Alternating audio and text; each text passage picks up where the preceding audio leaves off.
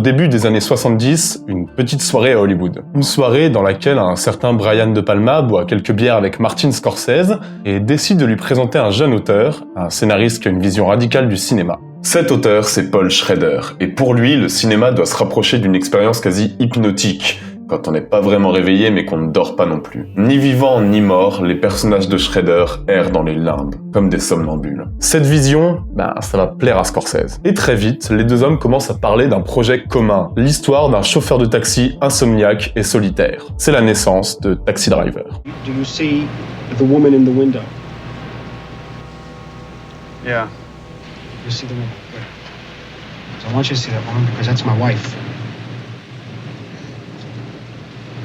But that's not my apartment. Pour écrire Taxi Driver, Schrader se base sur sa haine de New York et ses longues nuits d'errance dans la ville, ses longues insomnies rythmées par une dépression sévère. Et du coup, Schrader livre en quelques semaines un script psychotique, un script traumatique. Un script malade sur un personnage qu'il est tout autant, Travis Bickle. Scorsese est complètement conquis, le projet va exister et le casting se met immédiatement en place, mené par un Robert De Niro qui trouvera l'un de ses plus grands rôles.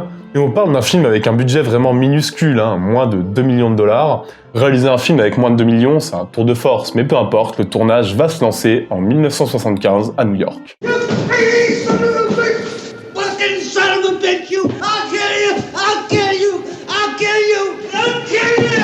À l'époque, et heureusement pour Scorsese, la nouvelle vague française a changé beaucoup de choses dans la manière de tourner. On a appris à faire des films en équipe réduite, avec peu de matériel, à tourner rapidement, efficacement, et ce même si ça implique une expérimentation visuelle permanente. Martin Scorsese va tourner son film comme Jean-Luc Godard tourne les siens. Et d'ailleurs, Jean-Luc Godard, c'est une référence qui va jouer énormément sur la mise en scène et sur le style global de Taxi Driver. Juste le temps pour Bernard Herrmann de composer ce qui sera sa dernière musique de film, ajoutant encore à la légende Taxi Driver, et le film est prêt à faire la tournée des festivals en 1976. For far too long, the wrong roads have been taken.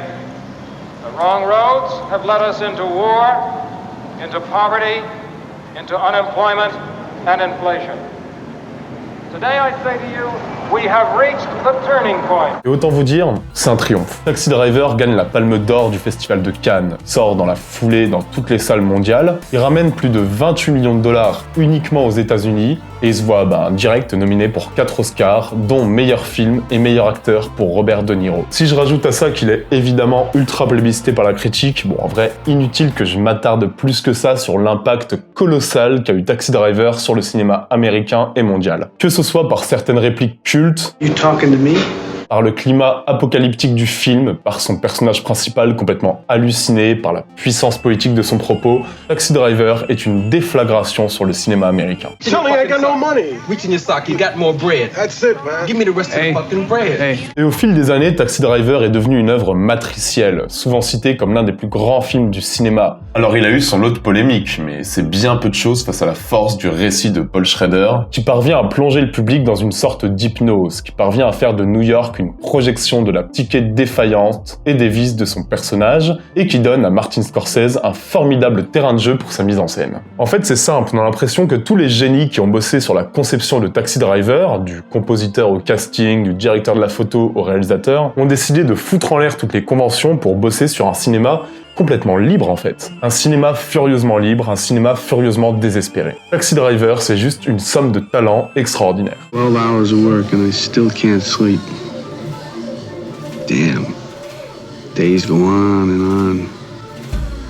And they don't end. Bon, du coup, vous vous en doutez, Taxi Driver, il a eu un tel impact qu'il a forcément eu toute une vague de films qui se sont inspirés et qui ont essayé de reproduire l'énorme succès qu'il a eu. Et c'est souvent des bons films qui ont été inspirés par le personnage principal, qui ont été inspirés par cette espèce d'ambiance mortifère dans New York. C'est souvent des bons films à qui il manque peu de choses pour atteindre le niveau de Martin Scorsese.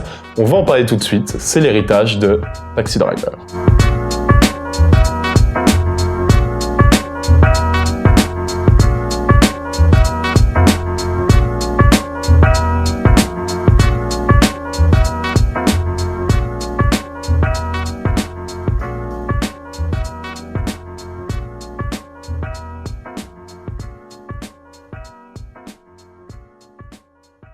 Bon, dans cette introduction, je pense que vous l'avez compris, Taxi Driver, il doit son succès à une espèce de somme de talents, notamment de 3 hommes. Robert De Niro, Martin Scorsese et Paul Schrader. Et Paul Schrader, il a aussi écrit et réalisé lui-même pas mal de films, et des films qui sont complètement de la veine de Taxi Driver, et qui ont franchement même pas à rougir devant le cinéma de Scorsese. Parmi ces films, le film Light Sleeper.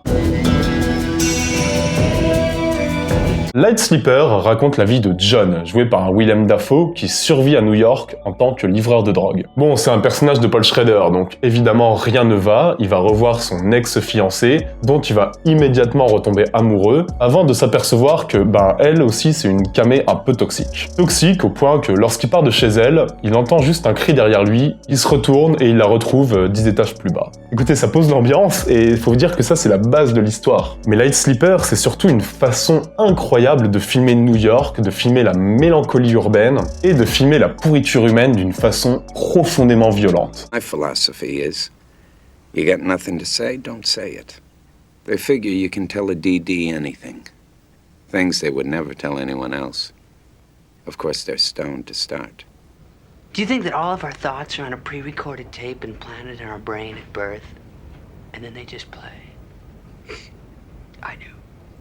Paul Schrader, dont on sait déjà qu'il écrit extrêmement bien, nous montre aussi en quelques plans que, putain, c'est pas n'importe qui à la réal non plus, quoi. Déjà, il va situer l'action dans son terrain de jeu préféré, c'est-à-dire New York. Et il va mettre en place une ambiance complètement dépressive, nocturne, violente. Une ambiance chaotique, que n'aurait pas renié Martin Scorsese. Et il parvient, par sa filmographie, par son montage extrêmement lancinant, à nous transmettre toute la lassitude de John. Franchement, on va pas se mentir, dans le cinéma de Paul Schrader, rien ne va à New York. Tout est crasseux, tout n'y est qu'argent, tout n'y est que sexe, tout n'y est que cam. Et que ce soit éloigné de la réalité ou pas, peu importe, dans l'univers de Paul Schrader, c'est cohérent et ça marche. Il est très fort pour capter ça, il est très fort pour poser son ambiance, et vraiment là-dessus, Light Sleeper est très très puissant. I can always find another way to make a living. I never planned this in the first place. Not like Anne. She came up to sell, have parties, make contacts.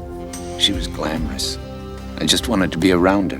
Et évidemment, mais bon, ça c'est une surprise pour personne, le scénario suit et il est juste génial. Suivre la solitude du personnage de Willem Dafoe, c'est suivre juste un dealer blasé, lassé et complètement désespéré, qui n'espère plus rien de la vie et qui, et ça c'est complètement typique du cinéma de Paul Schrader, ces personnages ne réagissent que par pulsion. Et en fait c'est ça, Willem Dafoe, c'est un personnage qui est mort depuis longtemps et qui n'a que quelques pulsions de vie pour lui donner l'impression d'exister. Un personnage fascinant, pas loin d'être aussi fascinant que celui de Taxi Driver, en vrai. Et en nous faisant suivre ces personnages, Paul Schrader, il impose un rythme étrangement lancinant pour un film qui se vit lui aussi comme un cauchemar éveillé. Alors Light Sleeper, il a peut-être quelques petites imperfections, il manque peut-être la folie viscérale d'un Scorsese dans la mise en scène, mais tout ce qu'il entreprend est juste réussi, quoi. C'est un film qui a fleur de peau, c'est un film impitoyable et mélancolique. En termes de cachet, en termes d'ambiance, vous retrouverez tout ce que vous avez aimé dans Taxi Driver. If anything should happen to me, write her and tell her. She's my sister. Her husband's in San Quentin. She worries. Ok, on va faire un petit bond vers le futur. C'est un film un peu plus connu, mais c'est aussi un film dont je voulais absolument parler, parce que quand je suis allé le voir au ciné, je me suis dit vraiment, alors là on est complètement dans l'héritage de Taxi Driver. Et c'est un film qui a pas mal de grosses qualités pour lui, hein. Ce film s'appelle You Were Never Really Here. Dans ce film, on va suivre notre ami Joaquin Phoenix, qui a pas l'air d'aller fort. Il est mutique, il est hyper massif, il traîne son corps vide comme un spectre, c'est un vétéran de guerre qui se voit mêlé à une sombre affaire d'où il va sauver une jeune fille. Le souci, c'est qu'en faisant ça, il mettra le doigt dans un engrenage où va se mêler politiciens, puissants de ce monde, bref, t'auras tout, t'auras du complot, t'auras de la violence sèche, t'auras un cerveau torturé. Le lien avec Taxi Driver, il se fait très naturellement et franchement, c'est complètement assumé.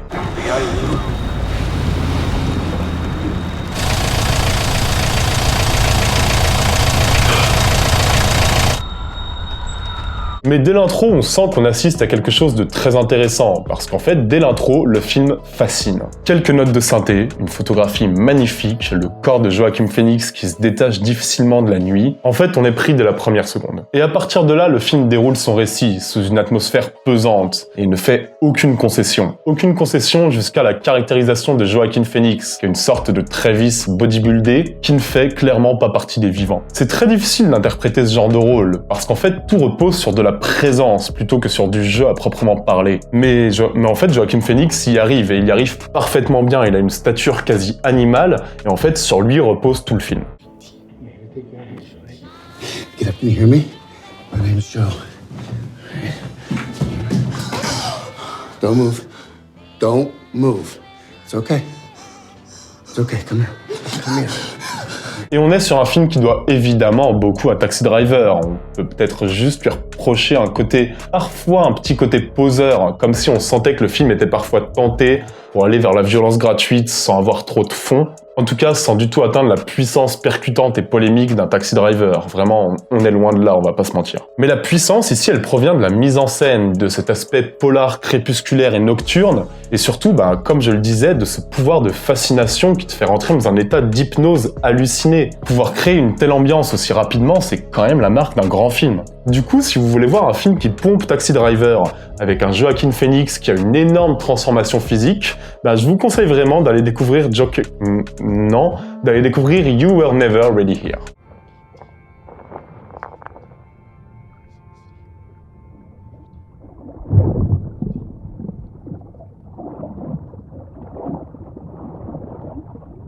Ok, bon alors c'est pas tout ça, mais j'ai encore pas mal de films dont j'aimerais vous parler. Des films que j'aime beaucoup, des films dont les liens avec Taxi Driver sont peut-être un peu moins évidents, mais il y a quand même pas mal de trucs à dire. Et on repart direct avec un film de Jim Jarmusch, un film qui est assez génial, qui s'appelle Night on Earth. Night on Earth, c'est 5 histoires qui se déroulent dans 5 taxis différents de 5 villes différentes. Night on Earth, c'est aussi un casting incroyable, composé de Winona Ryder, de Beatrice Dahl, de Gena Rowland. Night on Earth, c'est une ambiance nocturne hyper émouvante, parfois drôle, parfois et souvent très touchante, et c'est un film qui ruisselle d'idées et qui s'amuse à mettre en confrontation des gens extrêmement différents dans des espèces de collisions sociales, franchement, passionnantes quoi. C'est un film qui retrouve la liberté de ton et la créativité qui peut plaire dans Taxi Driver. Alors oui, c'est par contre clairement moins glauque. Faut pas du tout s'attendre à un ersatz de Taxi Driver, faut pas s'attendre à la violence sèche du cinéma de Martin Scorsese, mais juste qu'on va retrouver la façon de capter parfaitement juste un moment hors du temps en fait. Le lien est pas évident, mais j'avais quand même envie d'en parler parce que c'est un film trop méconnu à mon sens et c'est vraiment un super film. Je pense que en vrai, je voulais le placer depuis pas mal de temps dans un intercut, et je regrette pas parce que comme Taxi Driver, on en sort avec l'impression d'avoir vécu vraiment un moment hors du temps, une petite bulle, beaucoup moins viscérale, mais quand même, Night on Earth, c'est un film à découvrir. Tout comme j'avais envie de vous parler de Falling Down, qui est réalisé par Joel Schumacher, et qui ressemble beaucoup à ce qu'aurait pu être Taxi Driver si Martin Scorsese était en pleine crise d'ado et qu'il avait abandonné toute subtilité. Dans ce film, on va juste suivre Michael Douglas, qui est un Américain moyen, qui est pris dans un embouteillage, et ça le saoule, et il en a marre de son monde, et il en a marre du capitalisme, il en a marre de l'Amérique. Du coup, d'un coup, il pète un plomb, et il sombre dans une folie meurtrière. Voilà, donc dans l'esprit, on retrouve le doigt d'honneur qu'est Taxi Driver à l'oppression et au poids écrasant du système américain sur les citoyens, et franchement c'est un film qui fonctionne parfaitement. Parce que comme dans Taxi Driver, la ville est filmée comme une sorte d'étau invivable, pesant, où chaque personne est au bord de l'explosion. Il y a une tension cauchemardesque permanente, c'est un film ultra rythmé, c'est vraiment impossible de s'ennuyer devant Falling Down, et si on retrouve évidemment pas la subtilité de Martin Scorsese, ni sa puissance créatrice à la mise en scène, c'est un film qui dit globalement la même chose, et qui en fait juste un film d'action beaucoup plus bourrin, mais qui reste aussi très facile à voir et qui est bien filmé, bien interprété et bien écrit. Donc pour ça, franchement c'est pareil, ça vaut le coup. It's plump, it's juicy, it's 3 inches thick. Now, look at this sorry, miserable, squashed thing. Can anybody tell me what's wrong with this picture? Et pour finir, un dernier petit aparté sur Card Counter, qui est un film avec Oscar Isaac qui est complètement un héros shredderien. En même temps, le film est écrit et réalisé par Paul Schrader aussi, et c'est vraiment un film élégant. C'est un film où on sent aussi que chaque personnage est au bord du gouffre. C'est un film qui retranscrit cette espèce d'ambiance très angoissée de l'Amérique. Et le héros de The Card Counter, qui est un de mes grands films de l'année dernière, est absolument complémentaire du héros de Taxi Driver. Si vous l'avez raté en salle, là je crois qu'il devrait sortir en Blu-ray dans pas longtemps, foncez dessus. Vraiment, c'est aussi un grand film. C'est un des grands films de l'année dernière. Nothing can justify what we did. Voilà, c'est la fin de cette vidéo, j'espère qu'elle vous aura plu, et comme d'habitude, c'est vous qui choisissez le prochain film dont on va parler, et vous savez quoi, en fait, avoir parlé de Taxi Driver, ça me donne envie de faire une petite dinguerie. Venez, le prochain épisode, je vous propose, c'est comme Taxi Driver en mieux, cette fois. Et à ça, j'oppose, c'est comme Kill Bill en mieux. Alors là, autant vous dire, dans les deux cas, ça va être du très très lourd.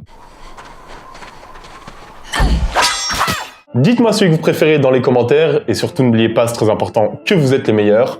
Nous on se retrouve très bientôt, ciao à tous, bisous.